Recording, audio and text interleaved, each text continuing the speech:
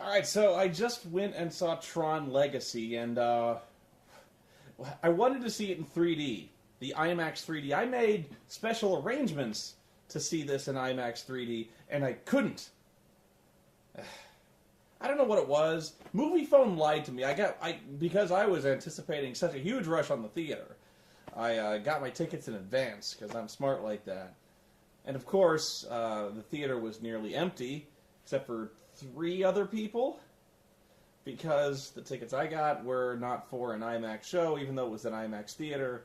I feel misled. But before I get to my review of Tron, I do have to address some of the trailers that I've been seeing, because, oh, God. Okay, this wasn't a trailer, but first off, Yogi Bear? Yogi Bear. Who goes to see that? Now, I know you're going to say kids, but is Yogi Bear still even on TV? Is Yogi Bear relevant? Yogi Bear was old when I was a kid, and I'm pretty old. Other one, Transformers, Dark Side of the Moon, what is it called? It's not Dark Side of the Moon, that would have been a better title, but The Dark of the Moon? I think that was it. Oh, God. I was actually kind of feeling this one until I started seeing the lens flares. Apparently Michael Bay's all about the lens flares. I kind of dug the idea of, at first it kind of hooked me, but, they're like, okay, Neil Armstrong goes to the moon, but then they're like, okay, you got 21 minutes, you got this thing to check out, go, go, go. And so Neil Armstrong goes over there and he sees a fucking Decepticon. And yeah, and actually, the very few people in the theater actually did get a little bit of a titter when Michael Bay's name came up, like, oh, Jesus. The one big one I saw was Pirates of the Caribbean on Strange Tides, Stranger Tides. I gotta tell you, even though this series has gone on really deep, and after the last movie, I was not looking forward to another Pirates of the Caribbean movie at all, because the last movie was horrible, just terrible. And for the first time ever, I am really looking forward to Pirates of the Caribbean. For one, well, there's a few reasons, but one main reason is the optimism is just sky high for me, because there's no Orlando Bloom in sight. Like, I kept waiting for him to pop up, and, he is such a wet blanket on the entire series. And I'm not saying that like I hate Orlando Bloom in general, but in the Pirates movies, wet blanket. Complete bucket of water on the groin. It's like, we're having fun with Jack Sparrow, we're having fun with Jeffrey Rush, we're having fun with all these pirates, and all of a sudden you got this, you might as well just Xerox an expression of Orlando Bloom's face and nail it to a 2x4, because, man, he is dramatic death in that movie. So, wow, the lighting here is really bad, I'm just going to look at myself. Where was I? The movie looks really good. And I'm really marking out over Ian McShane being Captain Blackbeard in this flick. I'll say this for one thing, is they really want to make it feel like a really fun movie. Especially with all the pirate iconography, the famous tales. They got mermaids, they got Captain Blackbeard, they got this awesome stuff going on. And they really seem to know how to wield that with a lot of panache. So, optimistically, I'm really looking forward to this one. Now, Tron Legacy. I get the feeling this is going to be one of those reviews where I'm really going to polarize a lot of people, and I'm going to have to fight for this one. So I have to preface this by saying a few things. One, people are going to accuse me of going into this movie with a bad mood, which is not true. I heard a lot of bad things about this movie. Okay, really a lot of bad things. And Tron's one of those things where I actually did not believe the bad hype. I didn't read or watch any reviews before I went in to see this movie, but I heard a lot of buzz, and the buzz was not good.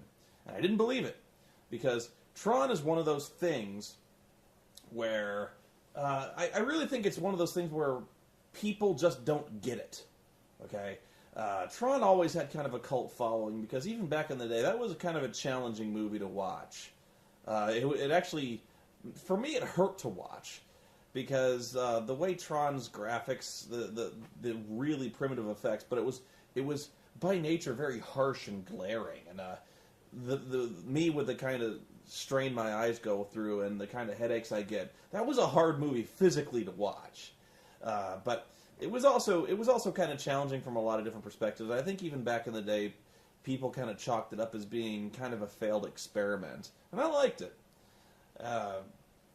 Just because it was, being a computer geek back in the day, you kind of got a lot of the references, and you kind of it was a lot of escapism. It was fun to imagine.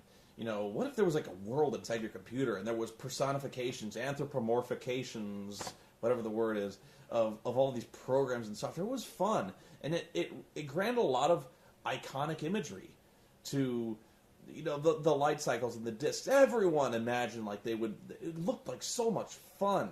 There was the dangerous but fun. You had these, it inspired games, the light cycle games.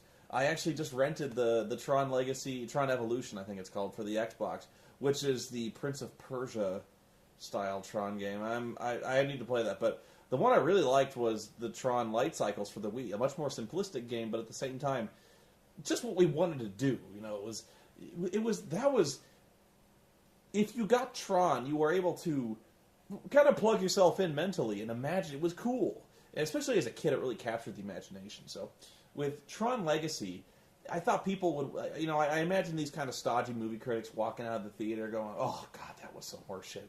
Throwing the fucking frisbees, what the fuck is that?" And just not getting it. And so, quite the contrary. I walked in there thinking this was going to be really good because the trailers looked awesome. I mean, if there was ever anything that was going to get you fired up about a movie, those guys did wow. Okay, just wow. And right away, this okay, this movie's not good. This movie is really, really not good.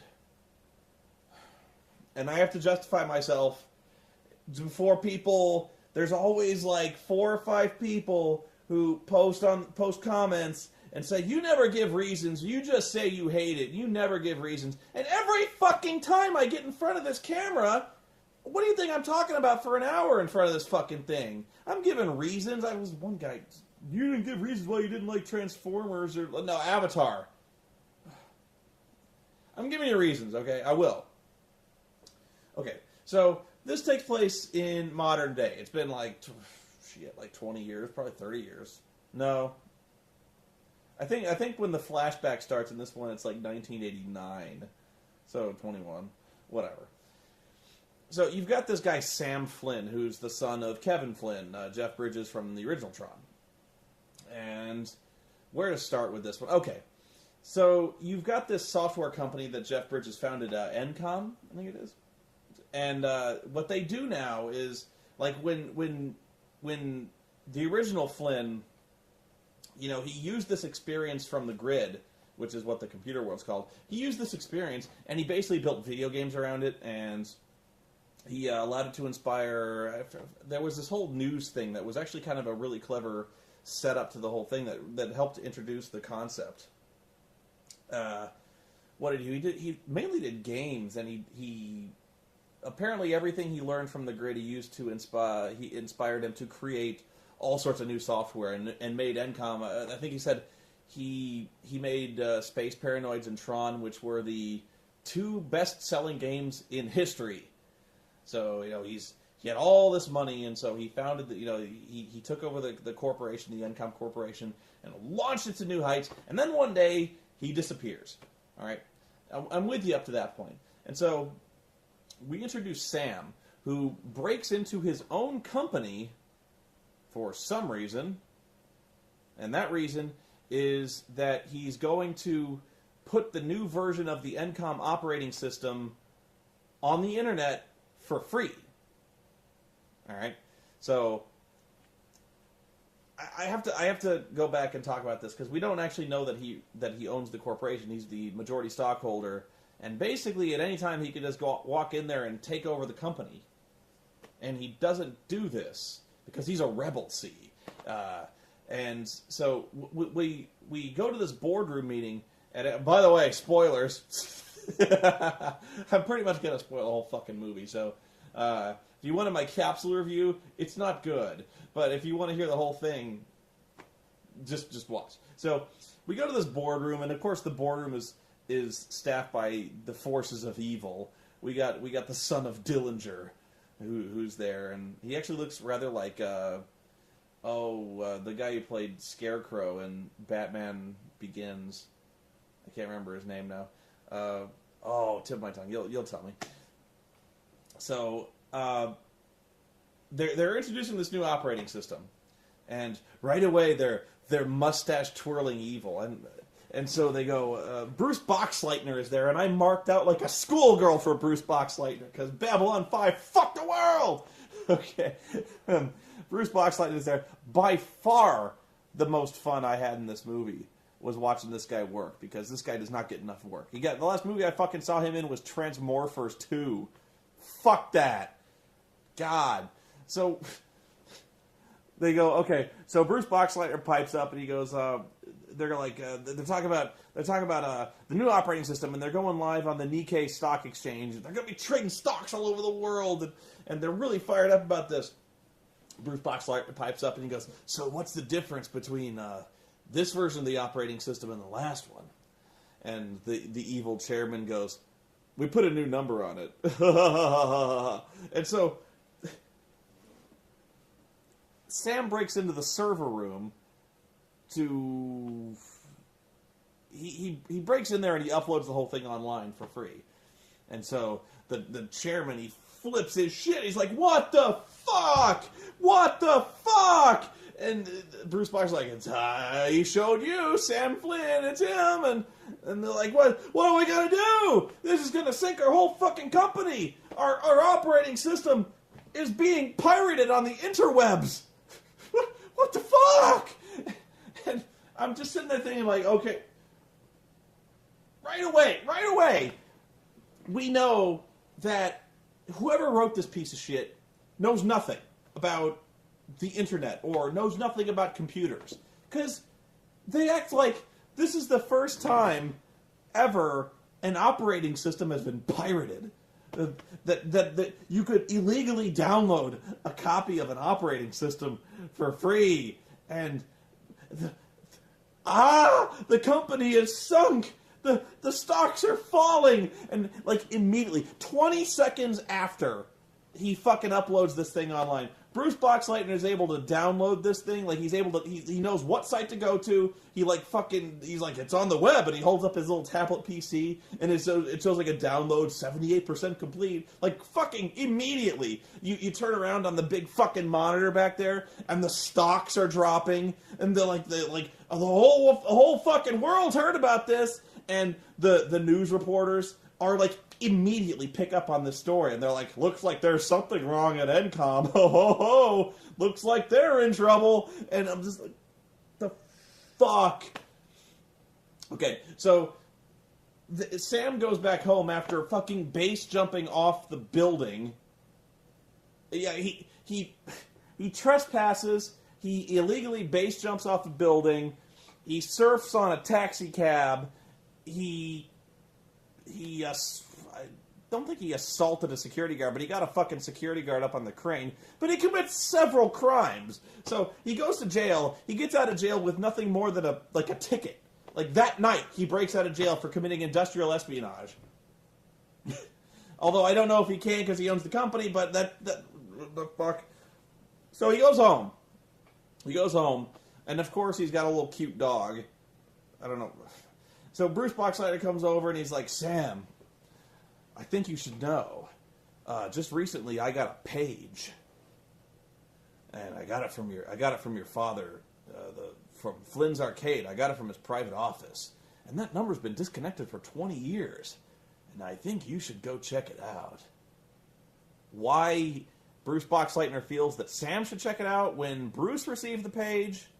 Bruce should have gone in the arcade and checked that out himself, but he's like, I think you should do it. So Okay, so Sam goes to the cobwebby arcade and finds Flynn's secret office where he was going into the grid this whole time. He doesn't know this. He's just kind of fucking around, and he finds this computer, and he sits in front of the thing, and he starts typing in commands, and by sheer chance, he fucking activates the laser that transports him into the grid. Like, the one command that activates the super fucking digital death laser that takes him into the grid on, like, a Linux prompt, he types the whole thing in exactly. Like not even...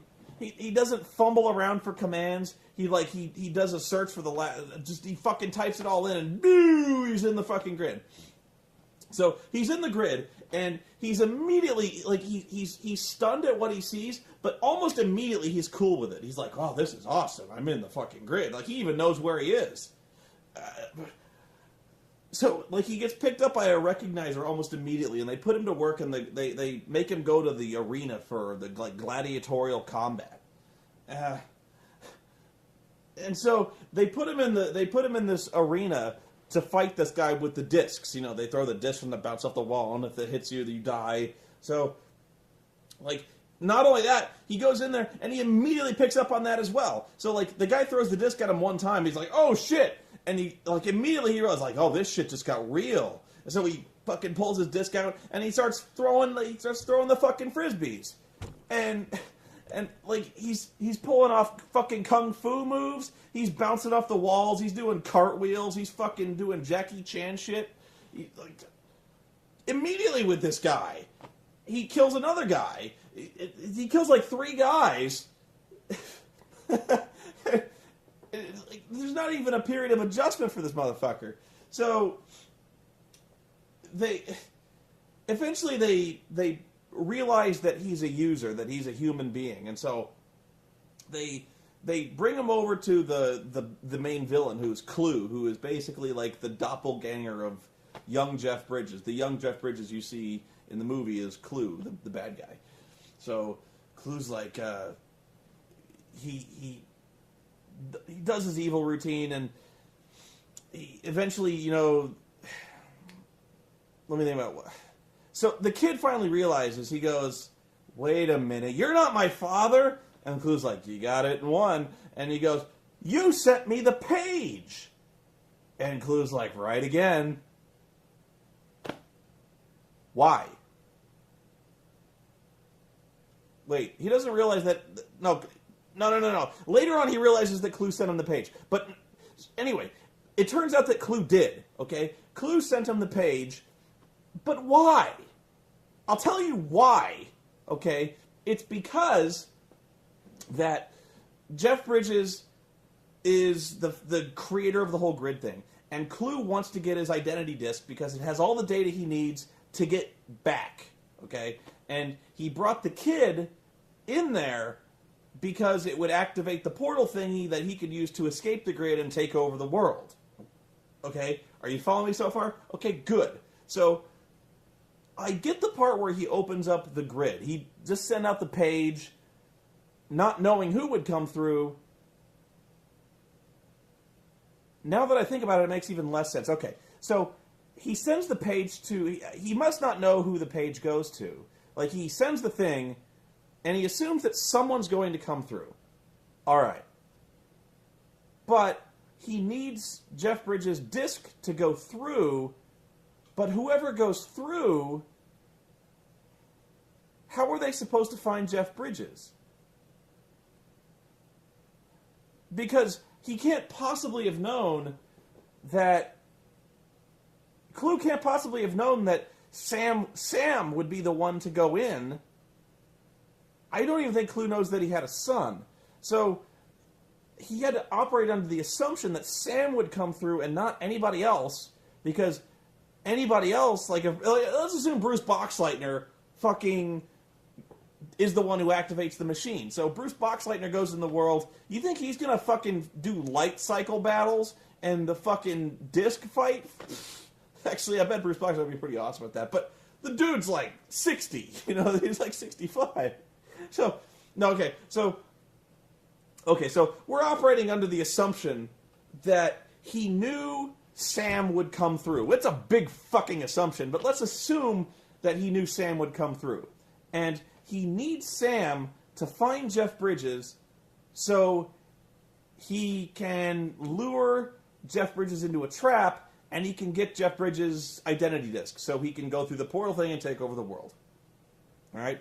So why, dear God, why does, as soon as he sees Sam in the flesh before him, everything he could have possibly wanted, the linchpin to his entire plan, Sam is before him. I'm drooling, I'm so pissed off. Sam is before him. What's the first fucking thing he does? He tries to kill him. He's like, oh, well, Sam, now that you're here, guess what's going to happen? I'm going to put you in a fucking light cycle battle. It's going to be 5-on-5 fucking light cycles, and you're going to fucking die. And so Sam, of course, immediately picks up on the light cycles because he's really good at motorcycle riding. We had to establish that, but he's also awesome at light cycles. He instinctively knows the whole thing that goes on with the walls that appear behind the fucking light cycles. He tries to kill Sam. Like, it's not even like he put it on for his benefit. No, he fucking tries to kill him. He doesn't give him a chance to escape. He doesn't make it look good. No. He fucking kills everyone around Sam, and then he destroys Sam's cycle, and then he spins around, and he whips out his fucking disc like he's going to cut his head. He's going to drive by and cut his head off, and he tries. Oh, does he try? So the only reason he gets away is because Dr. 13 from House, Cora, drives in on a fucking dune buggy and saves him and drives through the wall. But there's no way he could have known that would happen. If he wanted Jeff Bridges' identity disc, why did he try to kill him? None of this makes any fucking sense. And don't tell me he didn't need the disc, because he did. If all he wanted to do was get out of the grid, he could have just walked through the portal at any given fucking time. He had an army, okay? He had a whole fucking army. Why didn't he send them through the portal at any given... he wants to take over the world. Okay, fine. I can appreciate that. But the portal's open. Fucking go! I have no idea why he needs Jeff Bridges' identity disc. Why? They probably told me why, but I can't fucking remember. Okay, so they're driving along in the fucking dune buggy, and they leave the grid, but they go to some kind of rocky place. It's like off-roading. Okay, there's mountains and shit. Nothing that... I have no idea why this place exists. Okay, these fucking mountains, and the what is this place? And the dudes and the fuckers on the light cycles chase him, but when they reach the rocky area with the dirt roads and stuff like that, they turn away. And he's like, why do they turn away? And 13 is all, oh, well, they can't follow us this way. Our dune buggy is specially modified to go on these roads, but they can't go this way because their light cycles, if they tried, they'd malfunction, they'd die. So They go to Jeff Bridges' castle where he looks exactly like the fucking dude. He's in fact, I almost expected remember that scene in The Big Lebowski where he's kind of doing Tai Chi in his house and the answering machine goes off. That's basically what Jeff Bridges is doing in his little fucking castle. He's all barefoot and he's wearing his little hippie robe and he really looks like a Jedi. So he's doing this far out, man, and he's hanging out there, and so. And he's like, we got to get out of here, Dad. And Jeff is like, oh, what's the point, man? He'll just fucking kill us. That's where he wants us to go, man. And the kid's like, you're a fucking pussy. I'm leaving. So he fucking leaves, and he takes the bike back to town. And so conveniently, he's like, I gotta leave town. And he asks 13, he's like, how do I get out of town? And 13, of course, goes, oh, well, I know this guy. I know Zeus, who can get people anywhere. And, okay, I have to explain what 13's deal is, because apparently what Clue is Jeff Bridges kept going into the grid and making shit. And so he was like, I wanted to make the perfect system. And so I made this doppelganger of me to work all the time, who's just like me, to make the perfect system. And of course, the guy goes nuts, and the Clue thing goes nuts and starts to like do this ethnic purge. Ethnic purge of what, you may ask? Glad you asked. So they're doing this thing, they're making buildings, and like he's waving his arms and doing magic shit, and he's making little towers and things like that. And all of a sudden he sees like this band of Fremen walking out from the desert, right? And so he's like, well, I've created life! They're like, these guys are, I don't even know what their deal is. They're, what are they called? I forget what they're fucking called. But they're like some kind of evolution where they're like, what the fuck are they? There's it's some kind of new life form, okay? Which I thought we just found when we have these personifications of software that have feelings, have thoughts, that do tasks, and like. But no, these guys are special because they're also sentient. What the fuck are they? So 13 is one of these things that like these. They don't explain anything in this movie. They just throw terms out there, and you're like, all right, I don't fucking know, whatever. They don't.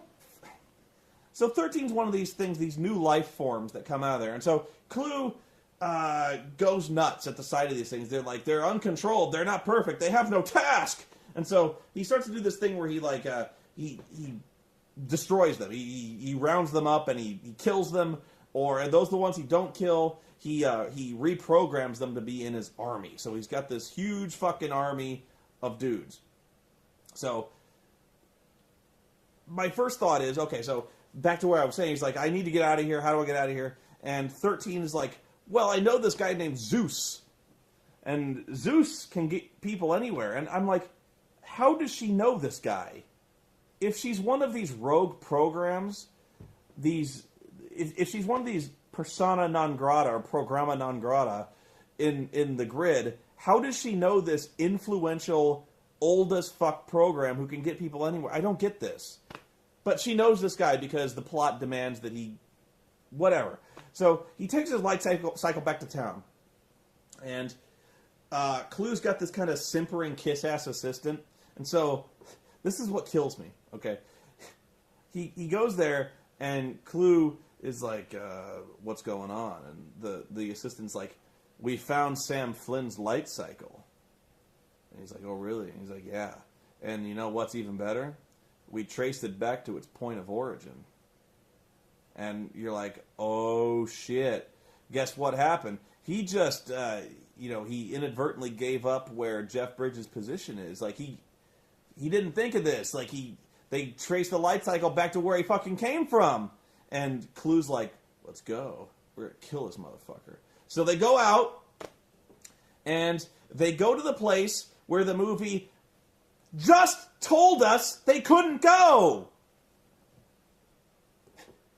They're driving on the road, they turn away. He's like, why are they turning away? Oh, they can't go here because their shit'll malfunction. And so, of course, they're like, we captured the light cycle, we traced it back to its point of origin. And Clue goes, let's go there. And they go to the place they can't fucking go. Oh, more stuff. I hate this fucking movie.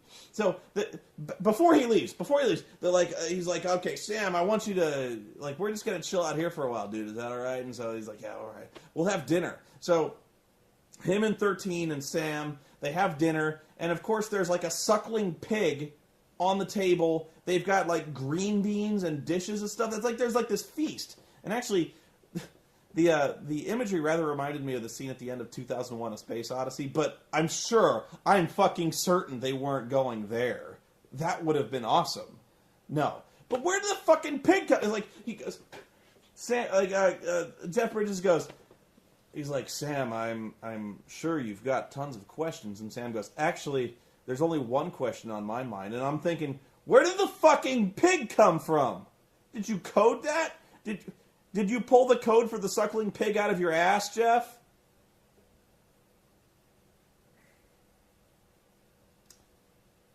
So, they go to the club.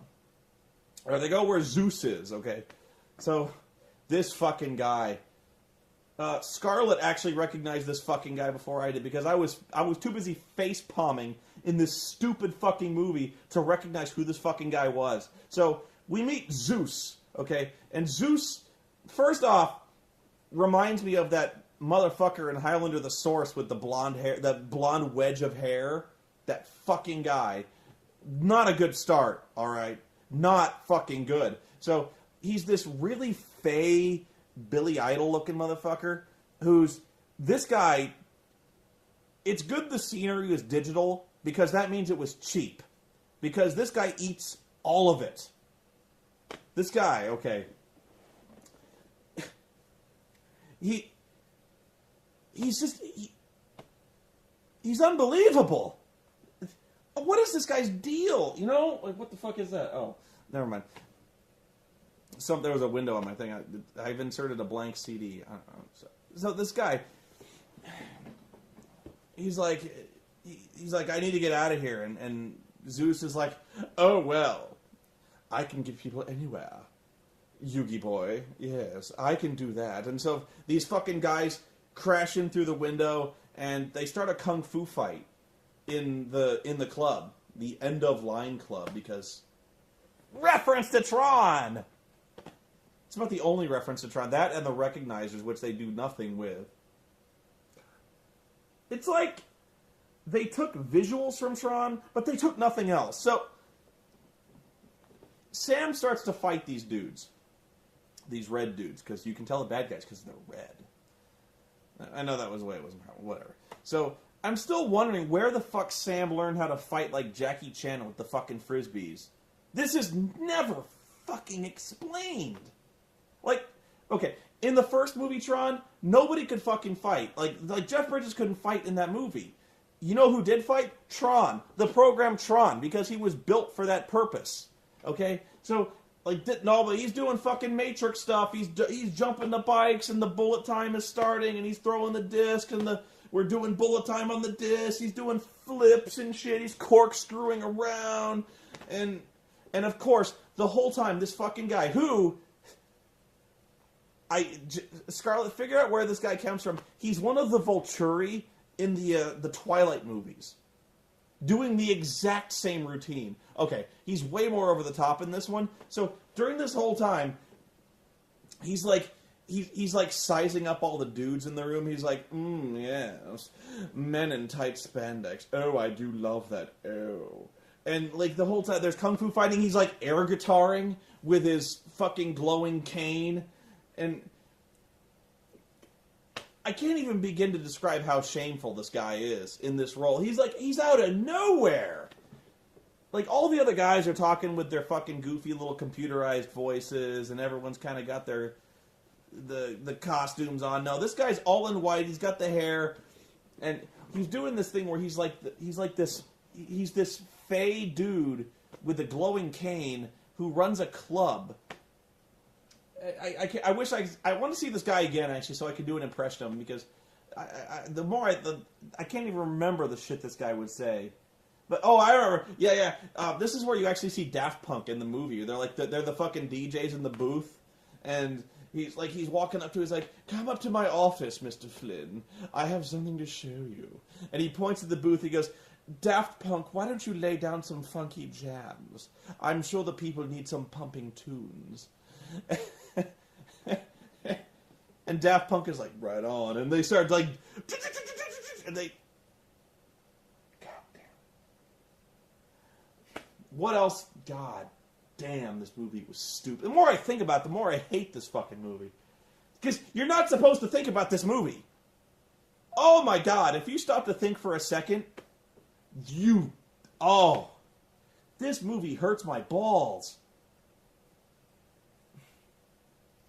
What else? Jesus Christ. Oh, the fucking disc. Okay, geez, this fucking... So, Jeff Bridges, he's like, I gotta save my son because he knows there's gonna be trouble. I don't know. So, he's like, he's walking into a trap and I gotta save him. So he goes, all of a sudden he gets noble and he goes to save his son. And during this whole thing, his identity disc gets stolen. And we're like, oh no! What do we do? And I'm like, I don't know, what do you do? What the fuck does the disc do? It does nothing! But apparently, now that Clue has the disc, he can finally begin his invasion of Earth. Why? I don't know. But he can. So, they're on the run, and they've got no means of transportation, the good guys. And so, they reach the bottom of this elevator shaft, because the club is at the top of this huge fucking tower. So they reach the bottom, and they sit there, and Jeff's like, you're harshing my zen, man. I gotta think about this. And so they're like, what do we do? He's like, I don't know, man. So all of a sudden he sits there, and he thinks about it, and he goes, there! And he points to this thing. I don't even know what this thing is, but he points to the thing, and he goes, that thing will take us to the portal. How do you know that? No, like, you can't just do that. Like, no, how do you know that? Answer me, you sloppy bitch. How do you know that? So they get on this fucking thing, and it's like a train, but it's a train that goes on a beam of light, which is like, what's the fuck? I'm trying. There was a video game that did the almost exact same thing. What the fuck was it? What was it? It's like on a beam of light, and it's like this tram thing that goes on a beam of light, and you have to protect it. Oh, what the fuck was it? Fuck, I can't remember. There was a video game that did that. So, but he's like, we get on this train, it'll take us right to the port. How the fuck do you know that? You can't just make that up! So they get on the thing, and of course the thing actually takes them to Clue's military base, where he's assembling this army. How did that happen? Like, what? They get on the train to go to the portal, because Jeff just knows where it goes. But it goes to the base. There's a base with like hundreds of thousands of fucking dudes, and the train just goes there, and they go there, and there's the fucking Jeff Bridges thing looks so stupid, and it like... So, they get the disc, and they put the fucking disc in the fucking thing, and it loads the fucking thing, and they're like, oh, we can go now! And so, like, he's like, Sam's all, I gotta do this thing, we gotta go, but I gotta get this thing. So, he goes to the bridge of the ship, the flying base thing, and he kills the dudes in there because he's just supremely badass now. The dude, like, we don't even see him do it anymore. These guys are such pushovers, they're such putties, that he just, like, they die off camera. There's, like... So, he goes in there, he kills, like, 4 guys, and he goes in the bridge, and he just takes the disc back.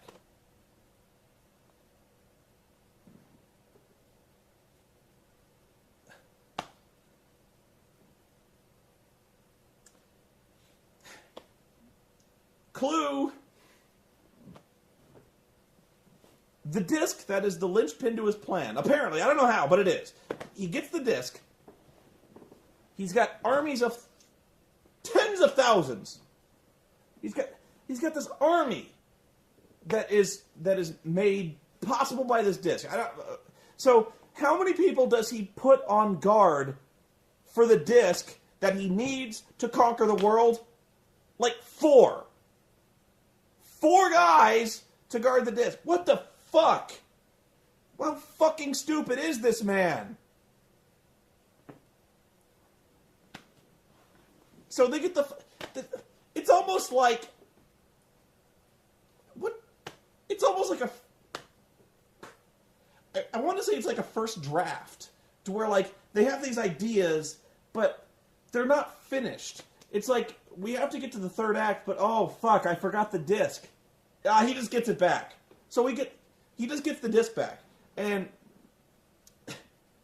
they do like an airplane chase, which you might as well just put a little subtitle like, this is in the video game, check this out. So they do this thing where they chase the disc, they chase the thing, and they finally get to the portal, and by this point, the young Jeff Bridges software is hilarious. It looks like fucking claymation. It looks like, honestly, it looks like a video game. You know, it looks like hell, I've seen video games look better than this. I honestly don't know where the money went for this effect, because it didn't go into Jeff Bridges. It looks horrible. It looks rubbery. It looks like, I've heard the term uncanny valley used. That's about it.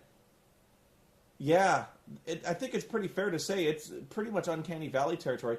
And the thing is, what kills me about this one is, there's no way they could have seen this movie and not seen this.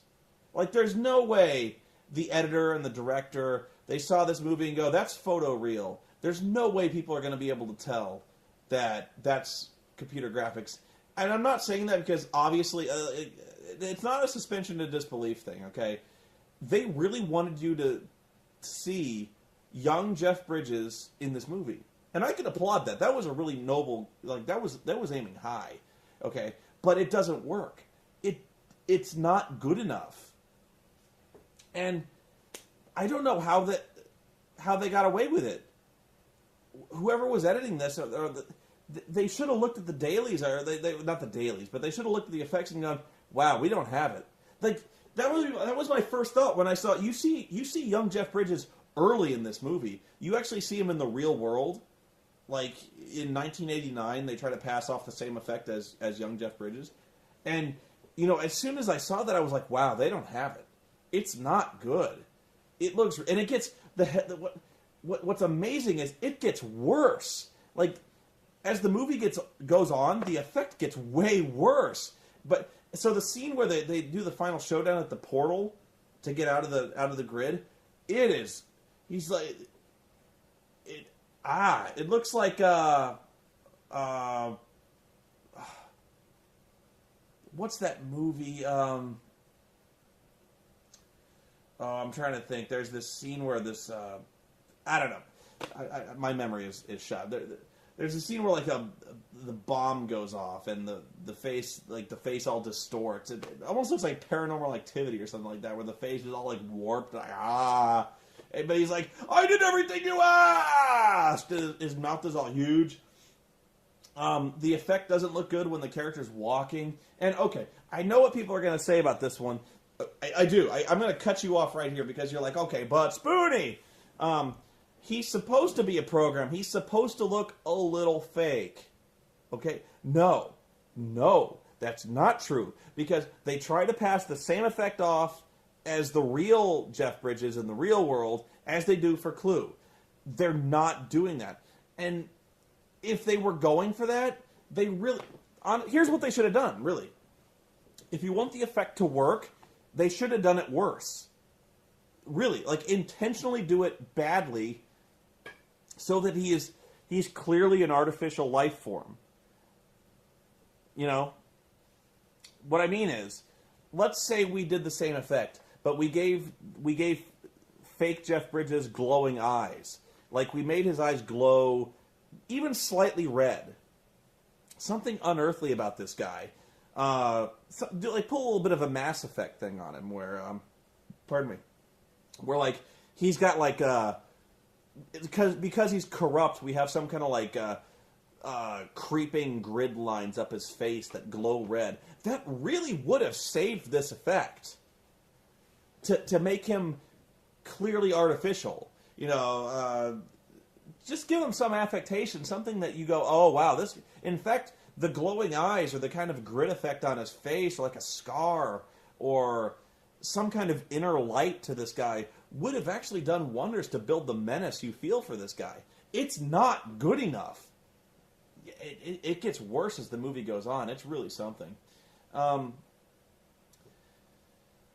So, I don't even know how long I've been rambling, but not only does the movie not make sense, you could argue that this is just a spectacle for spectacle's sake, and I guess I can't argue with you. If you're the kind of guy who thinks that, you're the same kind of guy who really wants to go see the new Transformers movie, as stupid as it looks, because it's just got fucking big robots.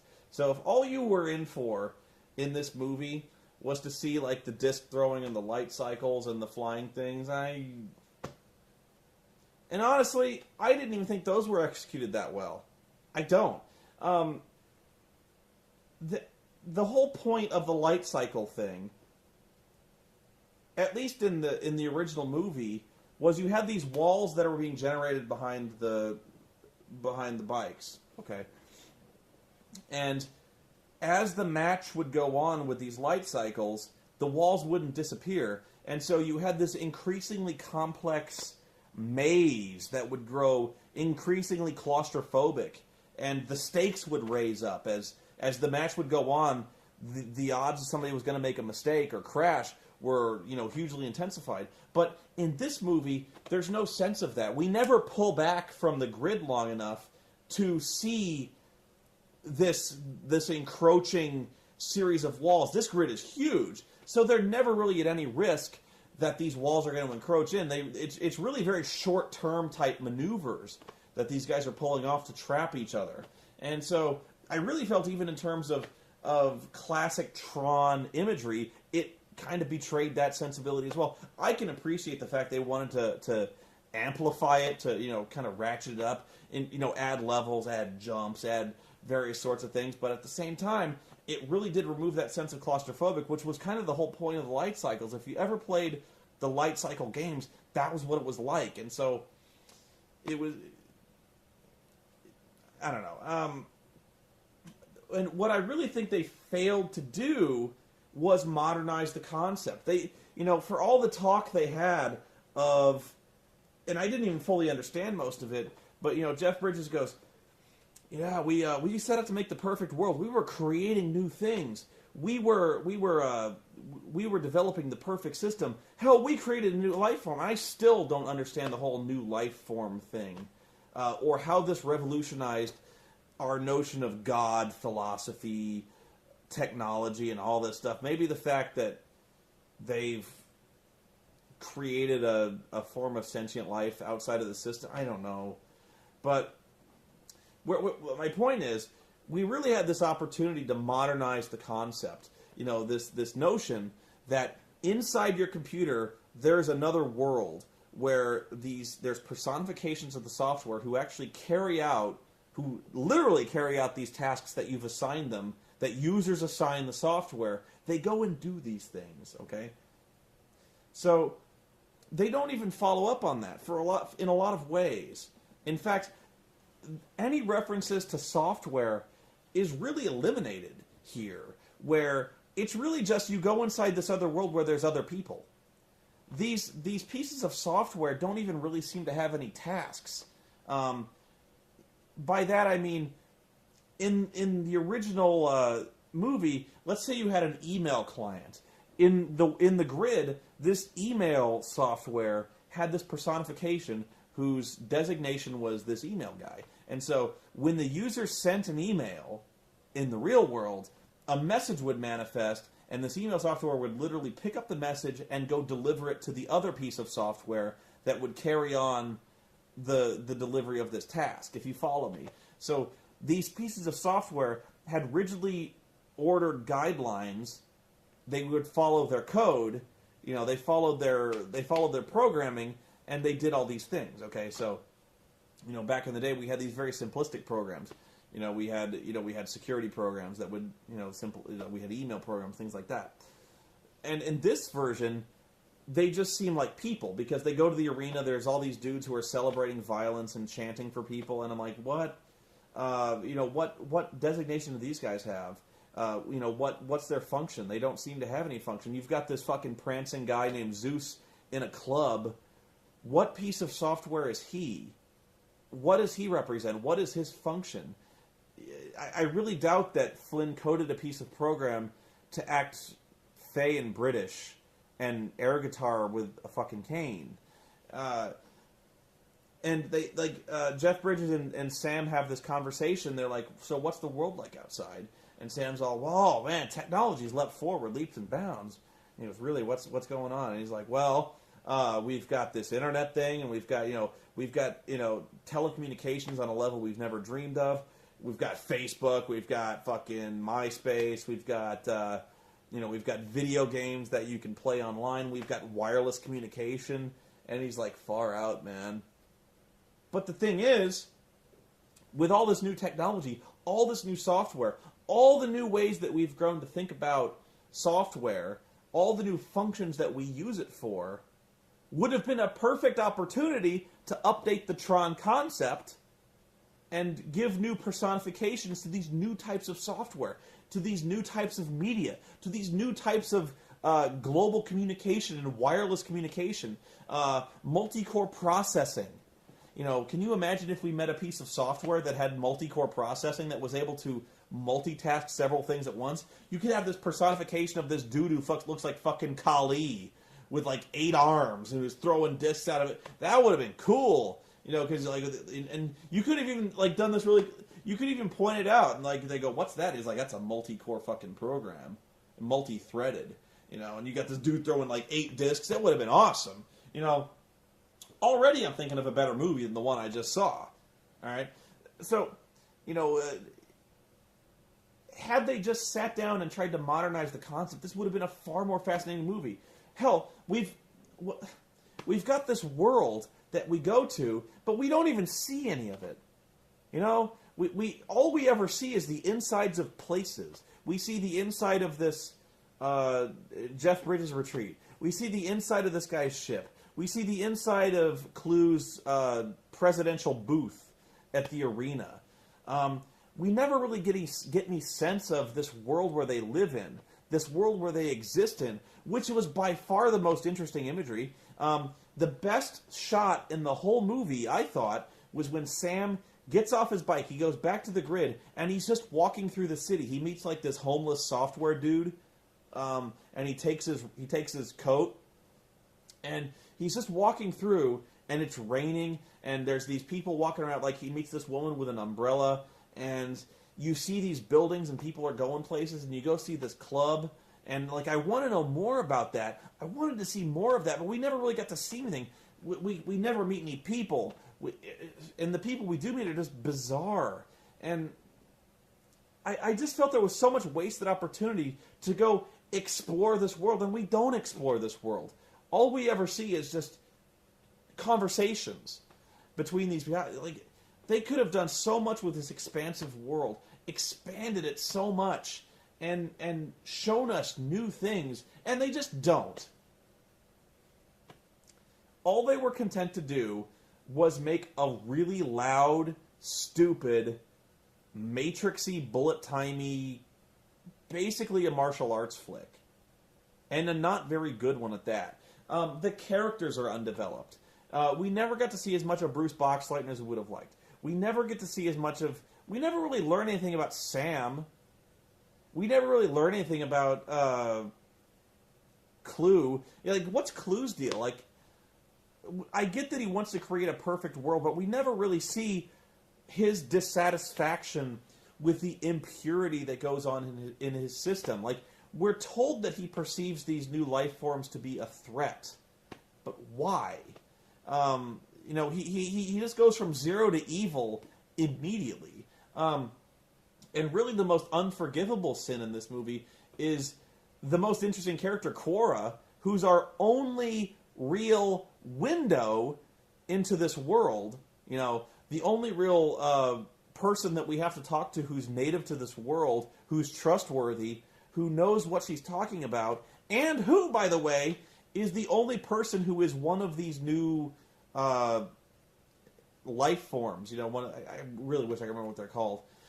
But, you know, one of these new creatures that has emerged, who's kind of self-aware, who's curious about the real world outside, who's able to read and wonder about things, and who is sentient and very cool and very sexy and stuff like that. We never see enough of her. We never talk to her enough, except for just like, tell me what your homeworld's like, Usul.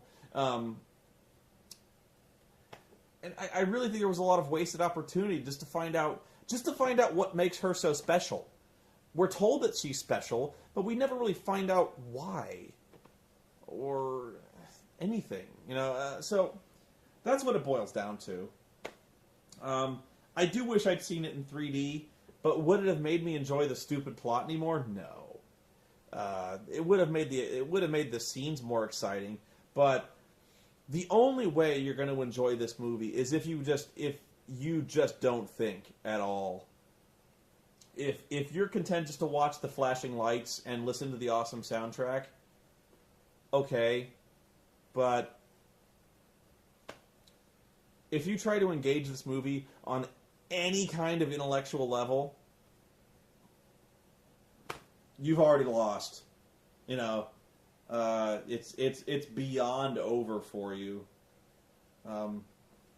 This movie knows nothing. It knows nothing about computers. It knows nothing about cyberculture, and I really wish it did, because I think that's the real story of this one, is so much wasted potential. This movie could have kicked ass, and it could have been a really smart, groundbreaking movie that really challenged the way we think about technology, about software, about sentience, about exploration. It really could have, that sense of wonder we get at exploring a new world, we could have really had that. And we really don't. At all. This movie is a catastrophic failure. In terms of storytelling, in terms of technology. I really think that Jeff Bridges, the young Jeff Bridges software thing, is really going to go down in history as one of the all-time classic cinematic blunders. In terms of just ruining what could have been a really cool effect. I want to say a jump the shark moment, but that's not entirely proper. It's just a moment where early on you see this effect, and immediately you just know that it's not working. They tried, and it wasn't good enough. And part of me wants to think is sometimes when they could have fixed it, they could have saved this, but they were so intent on pushing this illusion that I think they fooled themselves into thinking they couldn't see the seams. They couldn't see the rubbery face and the uncanny valley. I think they really fooled themselves into thinking that. So I'm going to bet to work. I hope you found this review stimulating, if nothing else. And I'm sure I'm going to stimulate about 3,000 of you to go tell me how much of an idiot I am and how blind I am to not recognize the genius of this movie. So I encourage you to. I think I've said my piece, though. I've said more than my piece, probably. And, yeah. So, is it worth checking out just for sheer spectacle? No. Sorry. No. In all reality, if I'm being brutally honest, the first Tron movie wasn't very good either. I got a soft spot for it, and maybe you do too, and maybe you got a soft spot for this new movie, but that's the only way you're really going to enjoy it, is if you got a soft spot for this kind of thing. But if you enjoy it, I think you still need to admit to yourself it pretty much sucks. Okay. So, until next time, I'll see you at the movies. Knowing me, I'll probably get dragged into... what's the next big, colossally stupid movie? Transformers. I'm really looking forward to True Grit. Again, another Jeff Bridges movie. Hopefully that'll cleanse the palate. Oh God, I need a good palate cleansing, because yeah, this one hurt. This one hurt quite a bit, and it's really sad when the best stars of your movie are Daft Punk, and when the soundtrack is by far the biggest star of your flick. Problems. See you guys next time.